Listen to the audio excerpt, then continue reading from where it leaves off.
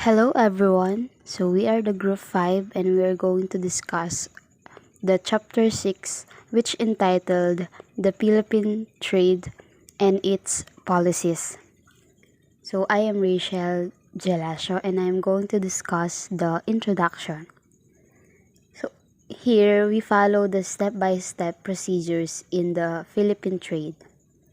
If you need to export goods or services, a one-time registration procedure is being completed in most of the countries. Such export license may be obtained from concerned government department if required in Philippines. So of course, in order to export goods or services in other countries, kailangan meron po munang registration para maging legal yung exportation and kailangan na may license or may authority ka to export goods and services to do it in a legal way.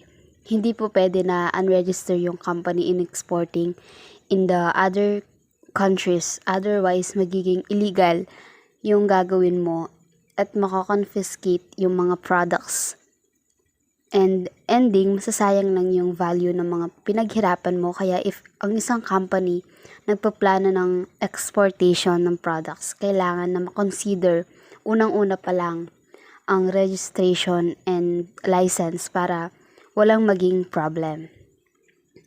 And company should enlist the business with the Department of Trade and Industry or DTI.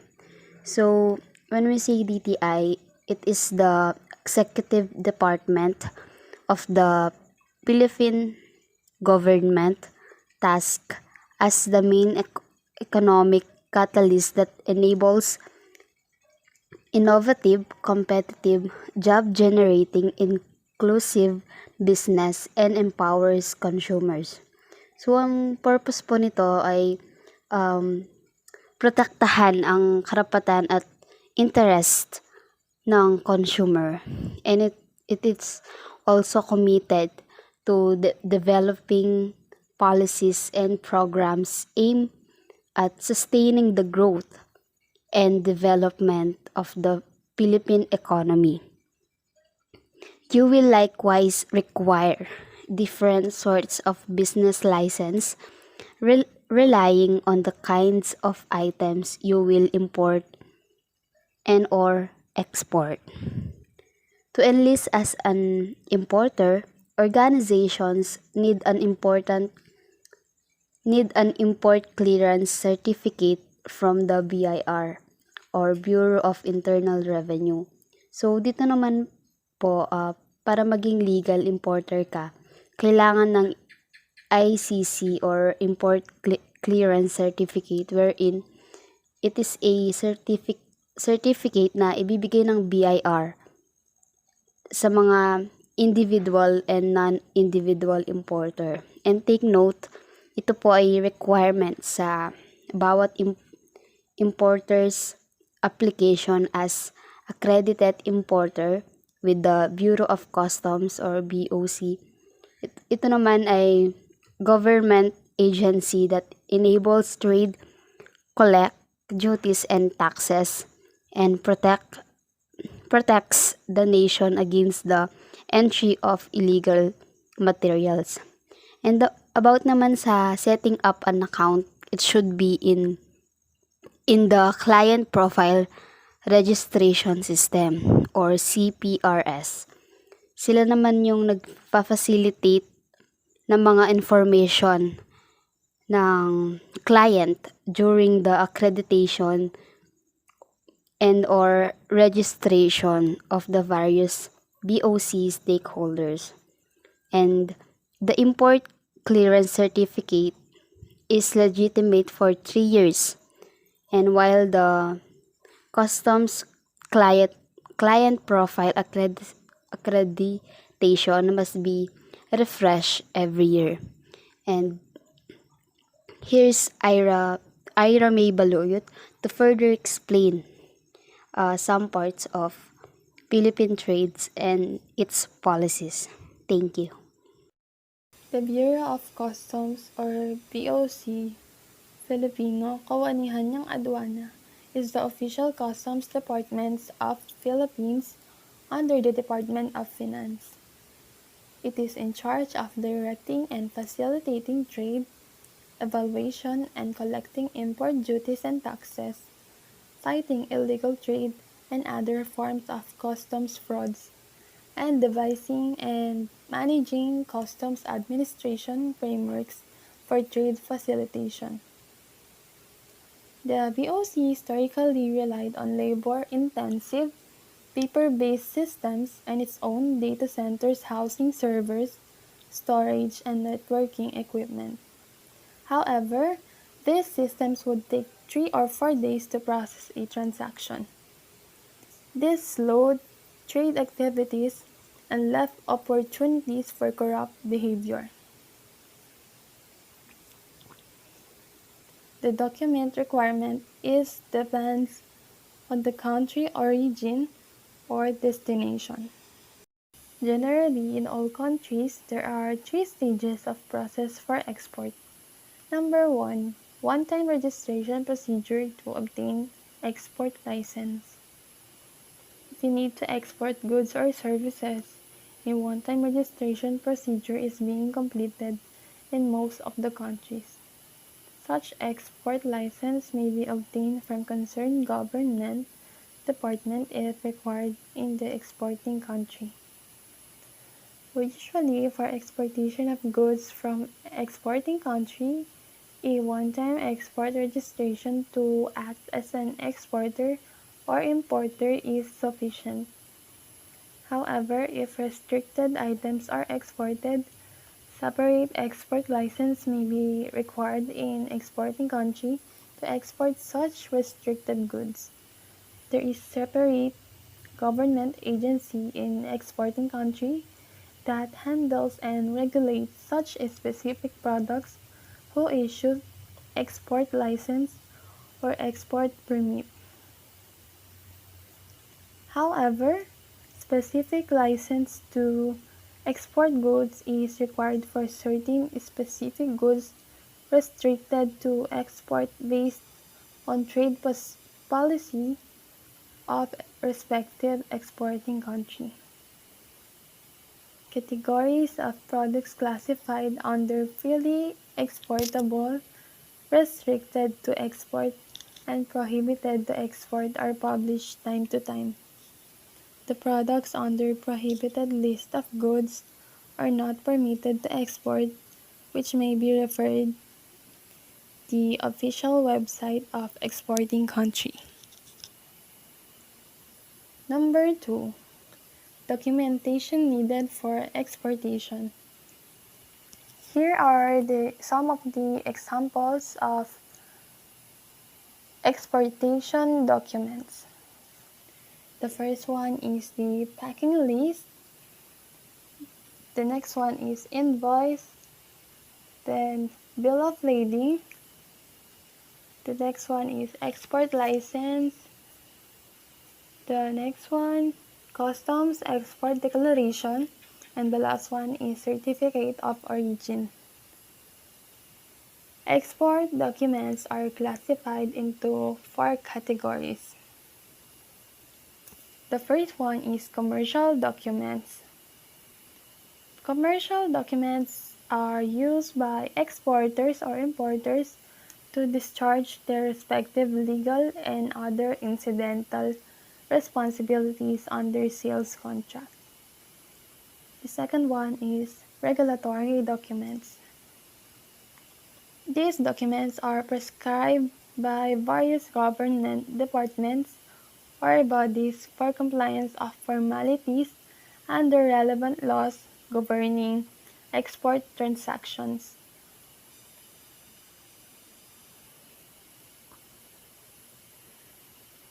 The third one is export assistance documents. These documents are required for claiming assistance under the various export assistance measures as may be in operation from time to time. And the last one is documentation required by importing countries. These documents are required by the importer in order to satisfy the requirements of his governments. So, bakit nga ba natin kailangan ng export document or documentation? Yung export documentation is required for goods leaving one country for another to ensure a variety of things. So the first one, ensure proper taxation and dues are accounted for. The next one is ensuring products don't land in the hands of people banned from receiving goods. And the last one is ensure public and environmental safety. Export documentation keeps those who export within the bounds of export compliance.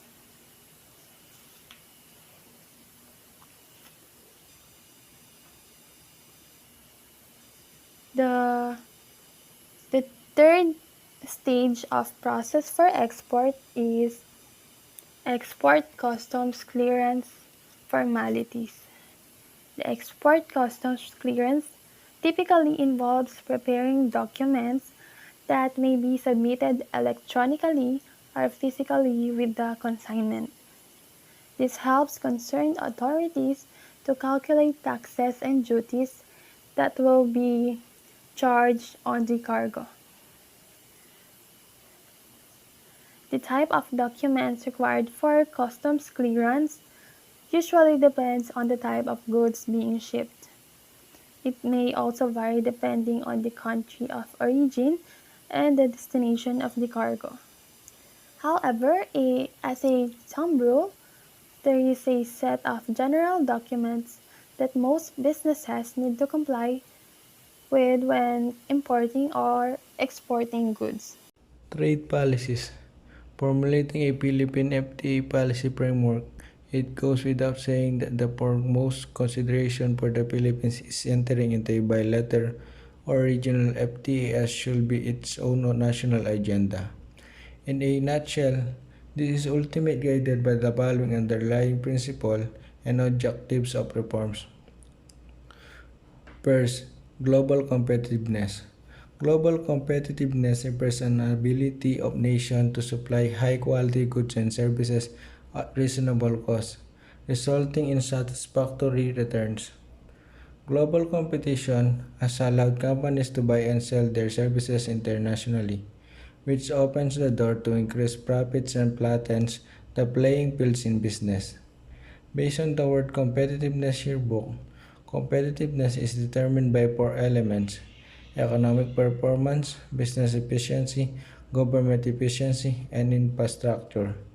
Global competition forces companies to compete for customers and employees on an international scale. KFC and Facebook are examples of how international companies compete on all levels, including pricing, promotion, distribution, operation, and personnel. This is the crux of global competition. Competing international markets involve important opportunities and doubting threats. The opportunities include access to new customers, lowering costs, and diversification of business risks. The threats include political risks, economic risks, and cultural risks. Second, sustainable growth. Sustainable growth has two main meanings in the world of business and finance, a traditional and more recent meaning. Sustainable growth traditionally has meant the realistic, achievable growth that a company, national economy could maintain without running into problems. Today, the term sustainable growth is frequently used by environmentalists, meaning economic growth that can continue over the long term without creating intolerable pollution or using up all the world's non-renewable resources. Inflation is a common problem that can undermine an economy's sustainable growth. At a company level, growing too rapidly and finding it hard to fund that growth is a common problem that commercial enterprises run into. A company's sustainable growth rate (SGR) is the faster growth rate it can sustain at its current level of financial leverage. In other words, a commercial enterprise's SGR is how much it can grow before it has to get further into debt. When a country's GDP grows rapidly, it will not achieve sustainable growth. Economic problems will emerge. The prices of goods and services, for example, will start rising too fast, as will wage inflation. There will also be labor shortage and declining savings. Excessive borrowing is a common consequence of an economy that is expanding too rapidly. Too much borrowing can lead to serious problems. Other undesirable futures like to an economy that is overheating and trade difficulties and house price inflation. During Industrial Revolution, there was very little sustainable growth in the cities of advanced economies. The environment price that future generations had to pay the considerable hundreds of thousands of laborers died of or became extremely ill every year in the 1950s because of smog. Smog, a blending of words smoke and fog, is a type of severe air pollution. The urban sprawl is evident today in the many cities of the emerging economies, including Mexico City, Shanghai, and Lagos. Third, efficiency and allocation of resources. Efficiency allocation of resources concerns using resources as productively and efficiently as possible. It concerns resources possessing the three types of efficiency. Technical efficiency: resources can be used to achieve a greater output from the same level of inputs. Resource allocation is essential in project management as it allows you to plan and prepare for the project implementation or achieving goals. In addition, it helps schedule resources in advance and provides an insight into the project term's progress. Allocation efficiency occurs when consumer demand is completely met by supply. In other words, businesses and providing the exact supply that consumers want. For instance, a baker has 10 customers wanting an iced donut. The baker had made exactly 10 that morning, meaning there is allocative efficiency. Fourth and last is poverty alleviation. Through its strategy, Ambition 2040, the Philippine government plans to eradicate extreme poverty by 2040. Furthermore, the government has implemented various programs and reforms to reduce poverty by targeting education, healthcare, and overall economy. Poverty is associated with a host of health risks, including elevated rates of heart disease, diabetes, hypertension, cancer, infant mortality, mental illness, undernutrition, lead poisoning, asthma, and dental problems. Economic security problems such as social security, food assistance, tax credits, and housing assistance can help provide opportunity by ameliorating short-term poverty and hardship, and by doing so, improving children's long-term outcomes. Different reliable regulatory cluster or agencies. Judiciary. The judiciary is the branch of government which administers justice according to law. The term is used to refer broadly to the courts, the judges, magistrate, adjudicator, and other support personnel who run the system. Courts apply the law and settle disputes and punish lawbreakers according to the law. Judiciary relating to a judgment, the function of judging, the administration of justice, or the judicial processes, judicial powers. Judiciary is defined as a group of judges or the part of government that manage the administration of justice. The principal role of the judiciary is to protect rule of law and ensure supremacy of law. It safeguards the rights of the individual, settles disputes in the accordance with the law, and ensures that democracy does not give way to individual or group dictatorship. These are types of judiciary. The first one is Supreme Court. A Supreme Court is the highest court within the hierarchy of courts in the many legal jurisdictions. Other descriptions for such court include Court of Last Resort, Apex Court, and High Court of Appeal. Broadly speaking, the decisions of a Supreme Court are not subject to further review by any other court. The role of Supreme Court is the best known power of Supreme Court is judicial review, or the ability of the court to declare a legislative or executive act in violation of the Constitution is not found within the text of the Constitution itself. The second one is Court of Appeals. The Court of Appeals are an intermediate level of court between the state or federal trial courts and the state or federal Supreme Court. They review cases to correct mistakes that occurred at the lower trial court level.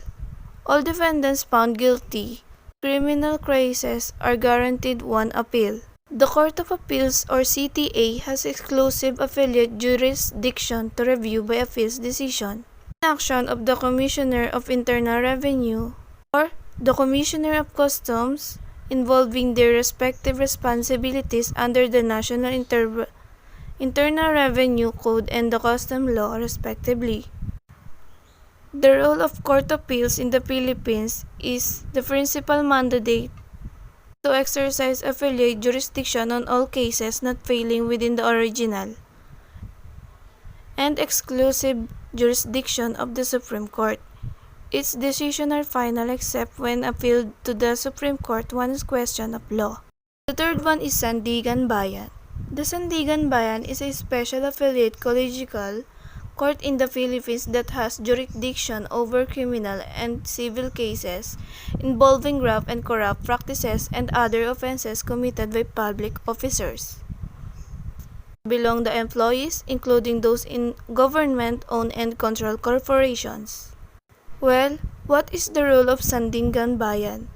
The Sandigan Bayan or SB tries and decides criminal and civil cases against government officials and employees accused of graft and corruption and similar other offenses. The fourth is the Court of Tax Appeals. The Court of Tax Appeals is the special court of limited jurisdiction and has the same level with the Court of Appeals. The role of Court of Tax Appeals is Republic Act No. 1125, June 16, 1954, created by the Court of Tax Appeals, a special court mandated to address the adjudication of appeals involving internal revenue tax, custom cases of the Commissioners of Internal Revenue and the Commissioners of Customs. What are the cases that can be decided by Court of Tax Appeals? Criminal cases involving violations of National Internal Revenue Code and the Tariff Custom Code, decision of the Regional Trial Courts or RTC in local tax cases, decision of the Central Board of Assessment Appeals or CBAA in cases involving the assessment and taxation of real property. The last one is Judicial Warrant Council. The Judicial Warrant Council or JVC primary task is to recommend appointees to the judiciary and the Office of the Ombudsman for the President Perusal. The Council aims to enhance the quality of search, screening, and selections of process, as well as insulate the process from undue influence of any kind. The Judicial Warrant Council of the Philippines is a constitutionally created body that recommends appointees for vacancies that may arise in the composition of the Supreme Court, other lower courts, and the Legal Education Board, and in offices of the Ombudsman, Deputy Ombudsman, and the Special Prosecutor. Well, what is an example of judicial? Judicial power can be used in many, excluding this example of judicial power. A judge Here's an insurance fraud case based on precedent determined in a previous case in other court. The judge finds the defendant guilty. Well, a government agency usually composed of judges and lawyers and establish the study and make recommends to the legislature alteration in the laws and in the administration of the court. Department of Finance Agencies is a government institution that formulates fiscal policy, carrying out its basic function of revenue generation to ensure adequate financing for needs of the country, has led an expansion of DOF role over time. Under the supervision of DOF, below are the bureaus, agencies, and government corporations. The first in the list is Bureau of Internal Revenue. The Bureau of Internal Revenue is mandated by law to assess and collect all national internal revenue taxes, fees, and charges, and to enforce all forfeiture, penalties, and fines connected, including the execution of judgment in all cases decided in its favor by Court of Tax Appeals and ordinary courts. Second is Bureau of Customs. The Bureau of Customs is a attached agency of the Department of Finance. It is charged with assessing and collecting custom revenues, curbing illicit trade and all forms of custom fraud, and facilitating trade through an efficient and effective custom management system. Third is Bureau of Treasury. Bureau of Treasury assists preparation by government agencies concerned of annual program for revenue and expenditure targets, borrowing levels, and cash balance of national government, formulate adequate operational guidelines for fiscal and financial policies, assist in formulation of policies on borrowing, investment, and capital market development. Bureau of Local Government Finance, directly responsible over the fiscal and financial affairs of local government. Under the centralized regime, BLGF provides a catalytic role in effective and sustainable management of fiscal and financial resources of LGU, transforming them into self-reliant communities. It is vigilant and dedicated to pursuit of development and professionalization of its employees, including those of the local treasury and assessment service. The fifth one is Insurance Commission. The Insurance Commission supervises and regulates the operation of plan life and life companies, mutual benefit association, and trust for charitable uses. It issues license to insurance agents, general agents, resident agents, underwriter, brokers, adjusters, and actuaries. It has also authority to suspend or revoke such licenses. 6. Cooperative Development Authority. Adopt and implemented integrated comprehensive plans and programs on cooperative development consistent with the national policies on cooperative and the overall socio-economic development plans of the government. 7. National Tax Research Center. Promote a tax that will ensure a fair distribution of tax burden among the Filipino taxpayer. It recommends necessary improvements in tax system by conducting continuing quality research on taxation, provide a responsive staff support to fiscal policy, and provide opportunities for professional growth and promote the well-being of our personnel. 8. Central Board of Assessment Appeal. Warrant observance of due process of law, cause mandated by Constitution in assessment and collection real property taxes by the government, and ensure the taxpayer are given the opportunity to be heard. 9.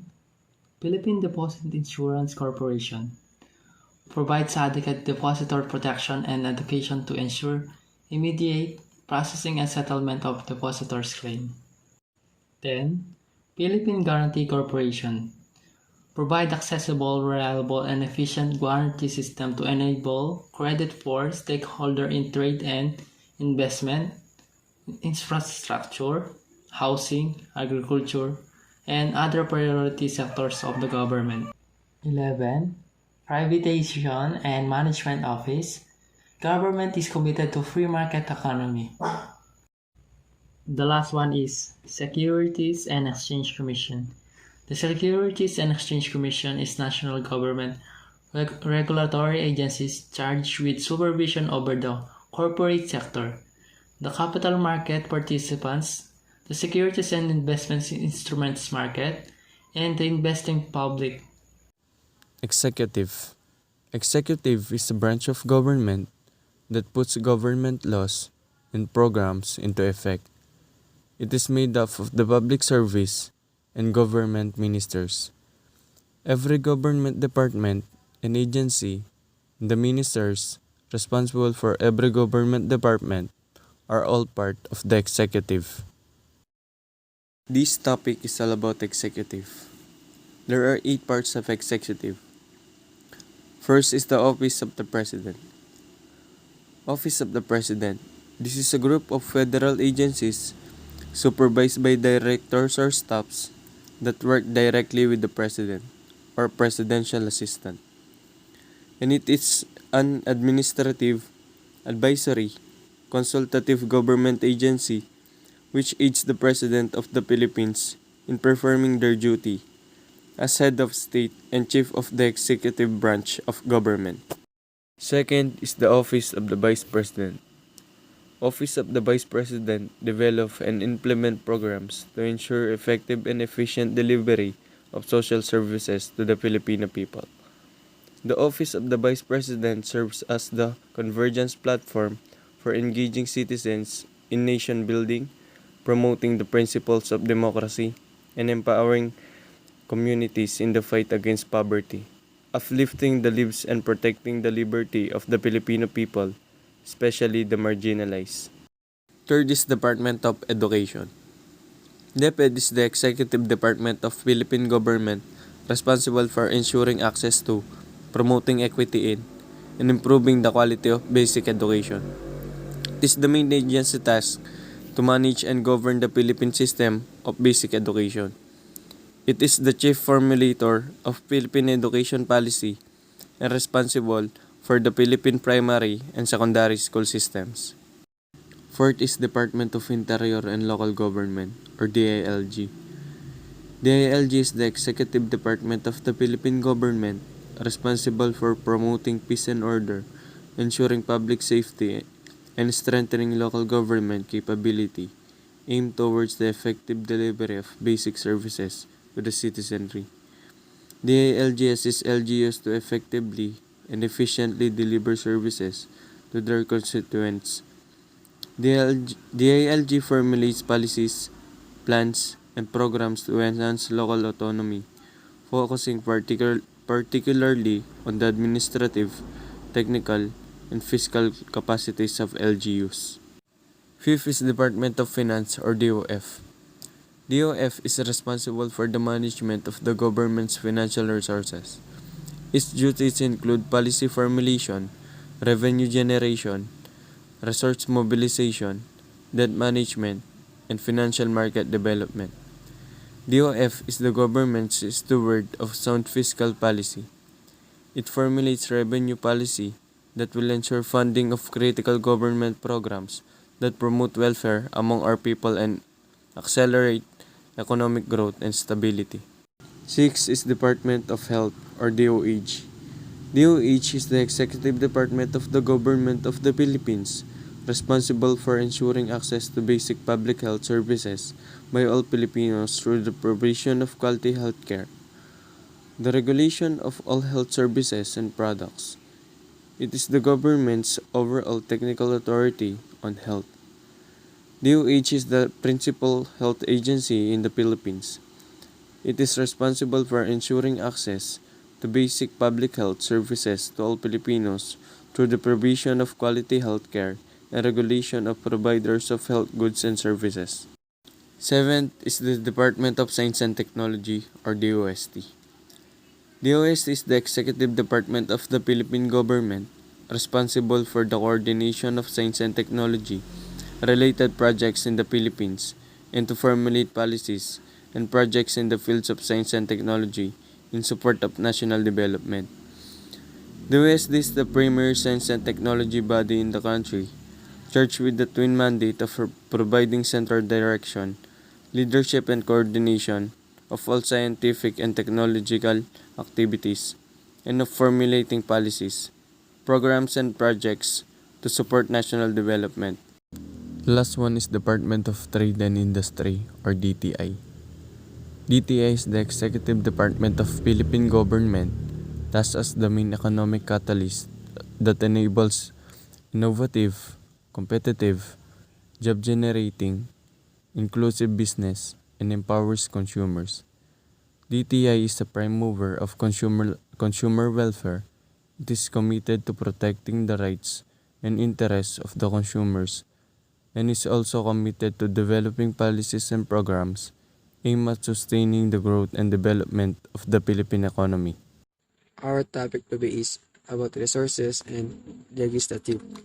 So the first is resources. Resources have open data portal, official gadget project NOAA, official calendar, official public holidays, investor relation office, Bangko Sentral ng Pilipinas, Government Procurement Policy Board, and have two legislative. Number one is Senate of the Philippines. Number two is House of Representatives. So the first is resources. So number one is open data portal. So what is open data portal? An open data portal is in any online platform that supports user in accessing collections of open data. Typical open data portals present the data of the organization which hosts the portal. The example is open data portals are an important element of most open data initiatives and are mainly used by public administration at European, national, and local level in EU countries.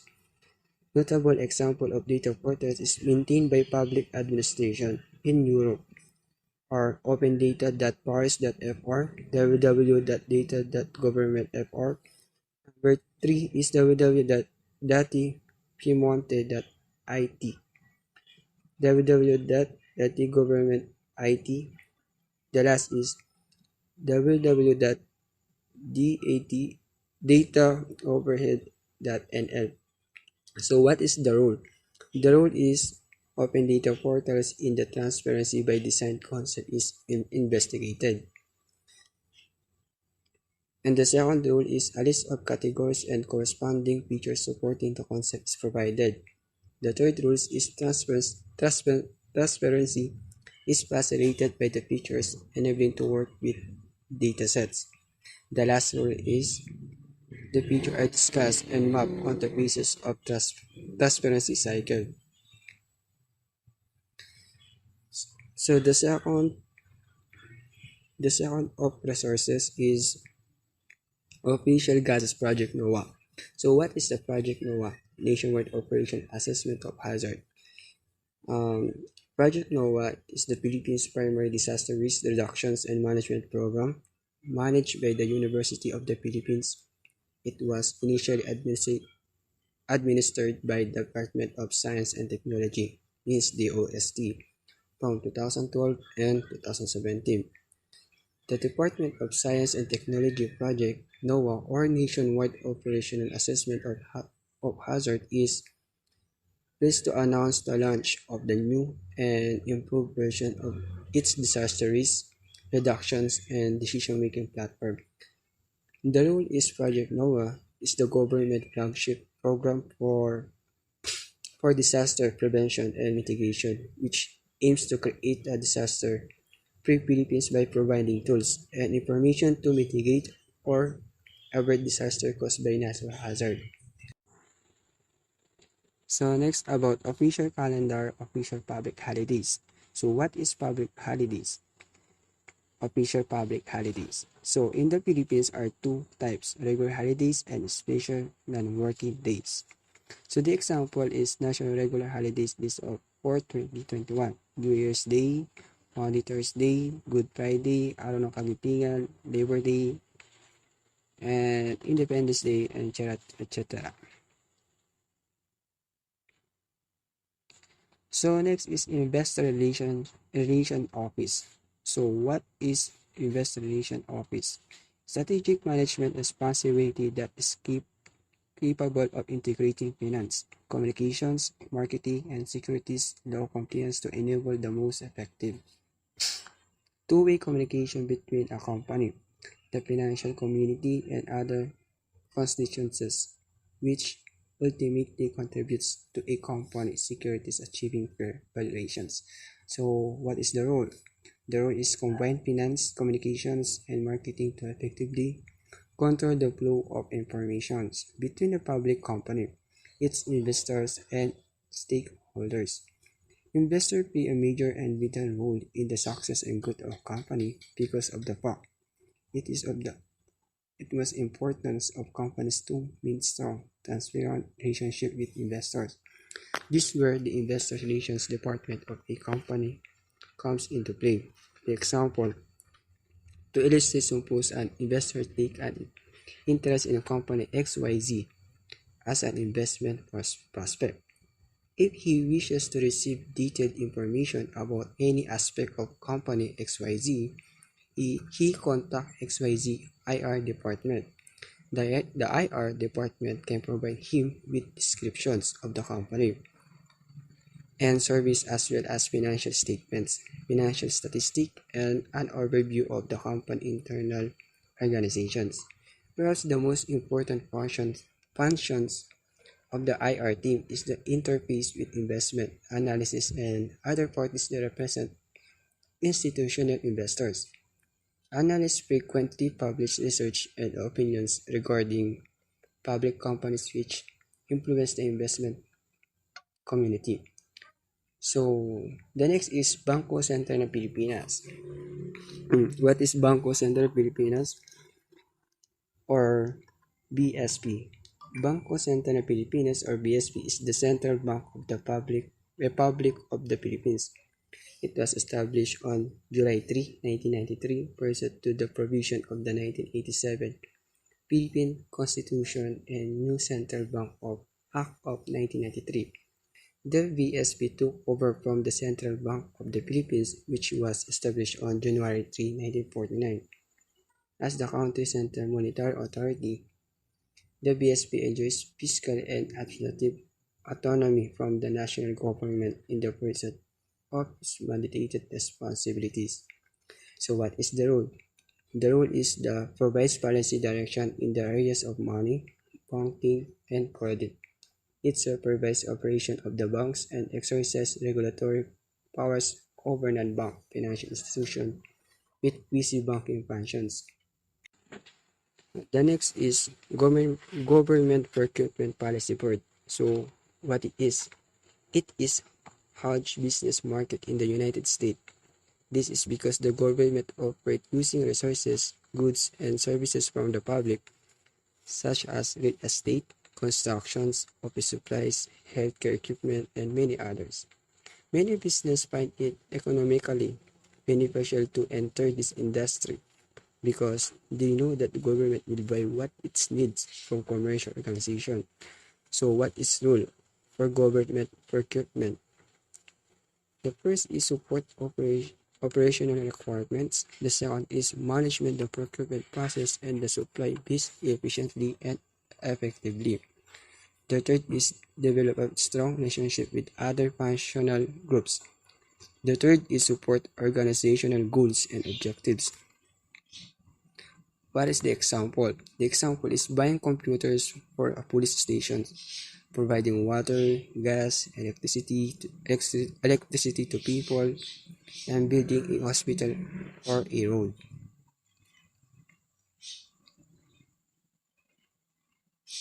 The next is Policy Board.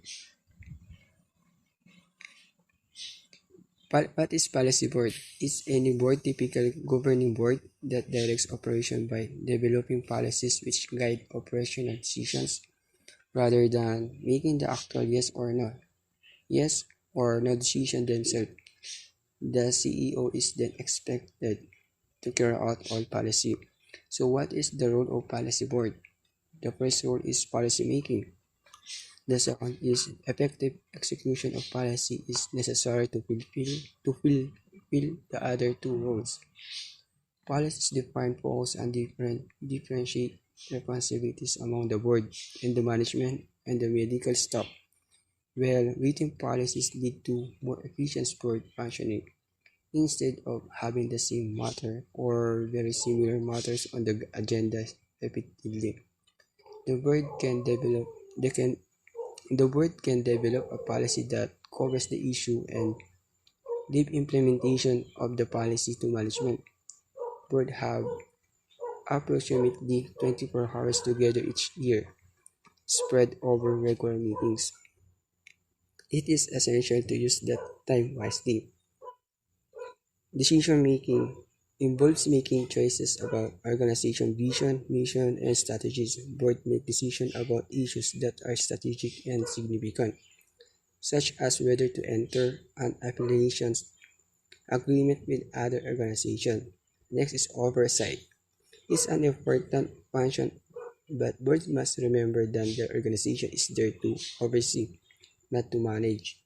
Some boards cross the line and try to involve themselves in the management.